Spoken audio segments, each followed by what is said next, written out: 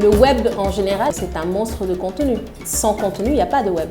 Plus ou moins 700 millions de téléphones portables qui effectuent un nombre incalculable de recherches. Donc, c'est vraiment important d'avoir du contenu local, ciblé et pertinent. Les Africains éduquent les Africains avec du contenu africain. Développer du contenu pertinent, du contenu local pour apporter des réponses aux populations locales.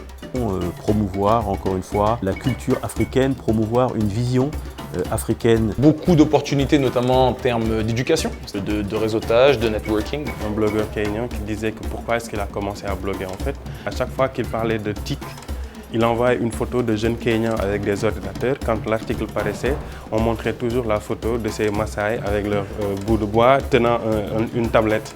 Il a dit, mais c'est pas ça l'image que nous vivons tous les jours. Avec vous, 81% des consommateurs en ligne croient aux informations qu'ils voient sur des blogs.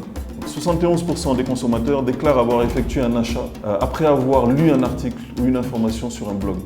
On est des blogueurs spécialisés qui puissent être des leaders d'opinion. On voit que le blogging récemment a explosé.